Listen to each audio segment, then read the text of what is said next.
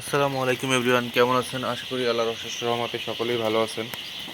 আজকে ভিডিও করার মূল উদ্দেশ্য হচ্ছে এটাই, শীতকালে বিশেষ করে খামারিরা সব থেকে বড় বিপদে থাকে সেটা হচ্ছে যে ব্রুডিং টাইমে খামারের মুরগিকে গরম রাখার উপায়। কারণ কি, শীতের সময় হচ্ছে ব্রুডিংয়ের যে সঠিক তাপমাত্রাটা সেটা হচ্ছে প্রয়োগ করা যায় না।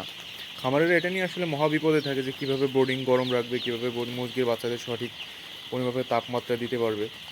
আমি যদি বলে থাকি, আপনারা এই বিষয়টা থেকে একদম সহজ সমাধান যেটা পেতে পারেন, আপনার না কারেন্ট নিয়ে চিন্তা করতে হবে, না এই যে হলুদ লাইটের আলো নিয়ে চিন্তা করতে হবে। আসলে এই এই হলুদ লাইট তো আপনার মেবি মাস্ট বি 100% প্রয়োজন। কারণ এটা হচ্ছে আপনার খামারিদের জন্য, যতদিন পর্যন্ত খামার চলবে এবং খামার থাকবে, এটা মাস্ট বি প্রয়োজন।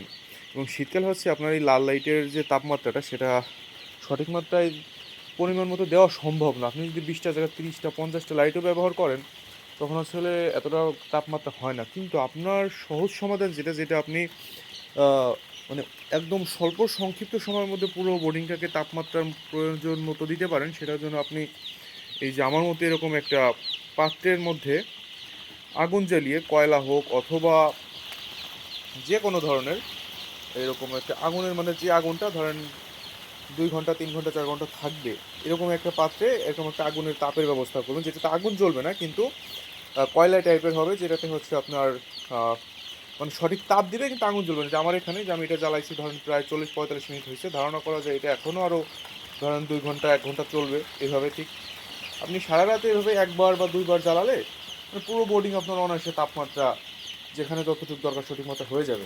এটাতে হচ্ছে আপনার কারেন্ট চলে গেলেও মানে এক নিশ্চিন্তে থাকা যায় যে মুরগিগুলো জড়ো হবে না এবং সঠিক পরিমাপে আলো তাপ নিতে পারবে। আপনারা এই পদ্ধতিটা গ্রহণ করতে পারেন। এটা হচ্ছে সংক্ষিপ্ত সময় আপনার বোর্ডিংকে গরম রাখার উপায়।